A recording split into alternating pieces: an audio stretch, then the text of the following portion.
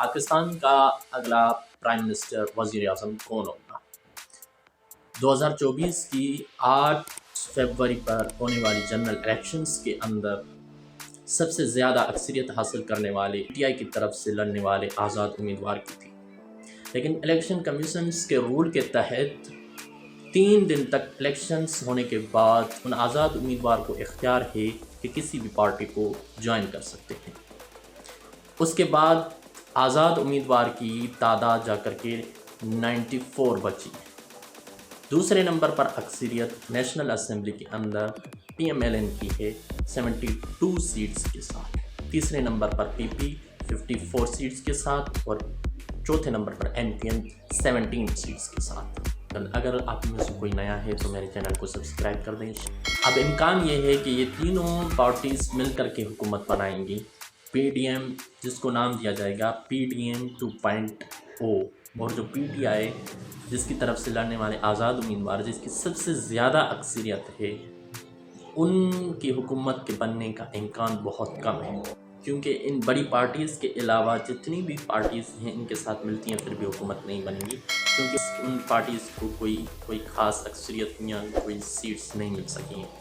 اگر ہم مذہبی جماعتوں کو دیکھیں ان کو بھی کوئی خاص اکثریت نہیں ملی ہے، جس میں جے یو آئی کو 6 سیٹس ملی ہیں، ٹی ایل پی کو 1 بھی سیٹس نہیں مل سکی، اور اس کے علاوہ جماعت اسلامی اس کو بھی 1 سیٹ نہیں مل سکی، اور بھی بہت ساری جتنی بھی جماعتیں تھیں مذہبی جماعتیں خاص طور پر ان کو تو کچھ بھی 1 بھی سیٹ نہیں ملی سوائے جے یو آئی کے، اور ایک اور جماعت ہے جس کو 1 ملی سیٹس مذہبی جماعت میں سے، اور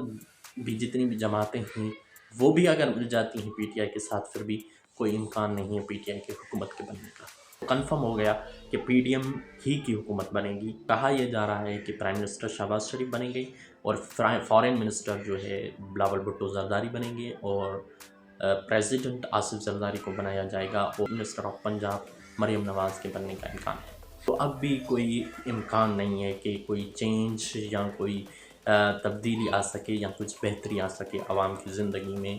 ہو سکتا ہے کہ اس سے بڑھ کر عوام کو تکلیفوں کو برداشت کرنا پڑے۔ نا امید نہ ہونا چاہیے ان لوگوں کو جو کہ پی ٹی آئی کے سپورٹر ہیں، کیونکہ پاکستان کے اندر ایک بدقسمتی کے ساتھ یہ رواج رہا، یہ روایت رہی ہے کہ کوئی حکومت 5 سالہ اپنا عرصہ پورا نہیں کر سکی ہے، تو یہ بھی نہیں کر سکے گی۔ کوئی امکان نظر نہیں آ رہا کہ یہ بھی کوئی آپ 5 سال کی حکومت پوری کر سکے گی کہ نہیں، 3 سال 3.5 سال تک چلے گی۔ میرا یہ پوائنٹ آف ویو ہے کہ پاکستان کے اندر ڈیموکریسی چل ہی نہیں سکتی پاکستان، کیونکہ جہاں پہ جاہل لوگ ہوں گے وہاں جمہوریت نہیں چل سکے گی۔ ایک کھیل تماشا، ایک مذاق بن جائے گا، ہر 2-3 سال بعد نئے حکمران نئی پالیسیز بنتی رہیں گی، کسی پالیسی کے اوپر ٹھیک سے کام نہیں ہوگا کہ نیا حکمران آ جائے گا اور نئی پالیسیز بن جائیں گی۔ ہم جس ملک کے اندر ہیں اس ملک کے اندر تبدیلی ڈیموکریٹک سسٹم کے تھرو نہیں آ سکتی۔ ہمارے ملک کے اندر صرف مونارکی اور ڈکٹیٹرشپ ہی چل سکتی ہے،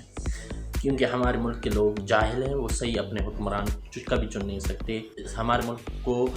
20 سے 30 سال لگیں گے کہ اس لیول تک ہمارے لوگ پہنچ سکیں کہ اپنے صحیح سے حکمران چن سکیں۔ اور ہم آس پاس اپنے دیکھیں جن ممالک کے اندر ڈکٹیٹرشپ ہے یا مونارکی ہے وہ بھی کافی ترقی یافتہ ممالک ہیں، جیسے آپ یو اے ای کو دیکھیں، دبئی کتنا ترقی یافتہ ہے، چائنا کو دیکھیں بہت ترقی یافتہ ممالک ہیں۔ تو ہمارے ملک کے اندر بھی جمہوریت کبھی نہیں چل سکتی، کیونکہ ہمارے لوگ جاہل ہیں، ان پڑھ ہیں، ان کو صحیح فیصلہ لینے کی صلاحیت نہیں ہے کہ وہ اپنے صحیح سے حکمران چن سکیں۔ تو میرا نہیں خیال کہ پاکستان کے اندر اس جمہوری نظام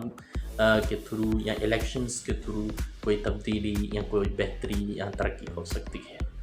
تھینک یو ویری مچ۔